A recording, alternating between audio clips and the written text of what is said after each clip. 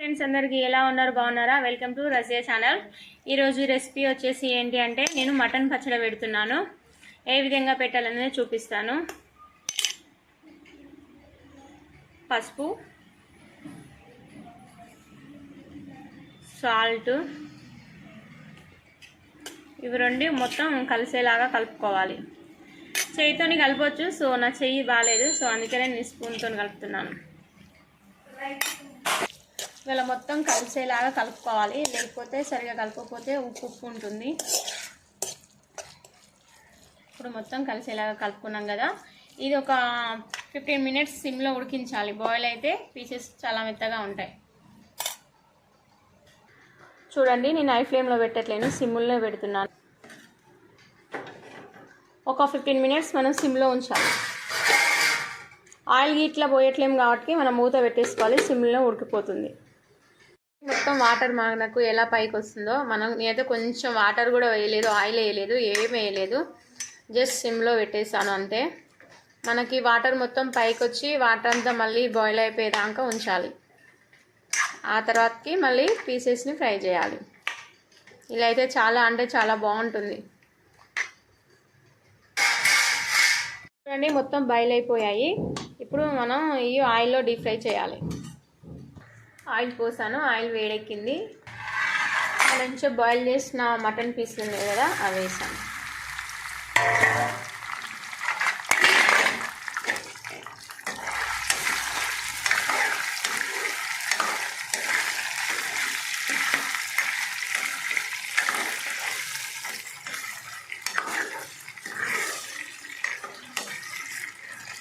ఇవి మొత్తం deep fry కావాలి.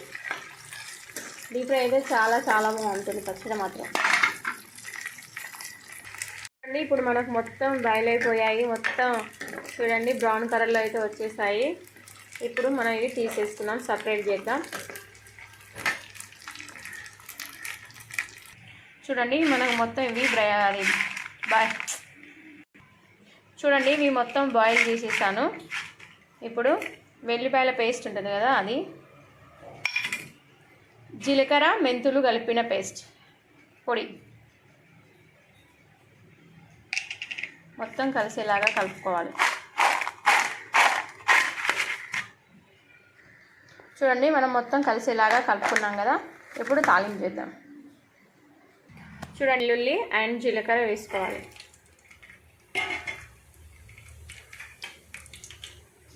నెక్స్ట్ ఎండుమిర్చి,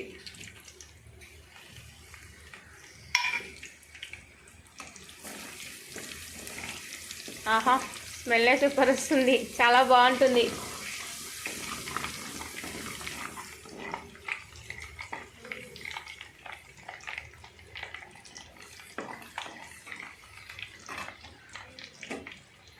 ఈ ఆయిల్ కొంచెం చల్లారినాక ఇందులో ఉప్పు కారం వేసి అప్పుడు కలపాలి.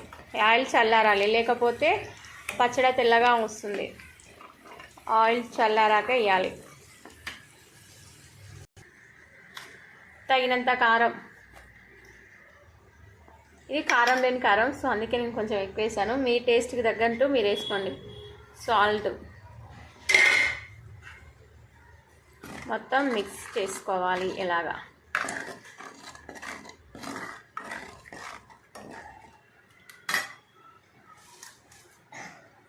తీసేసేద్దామండి.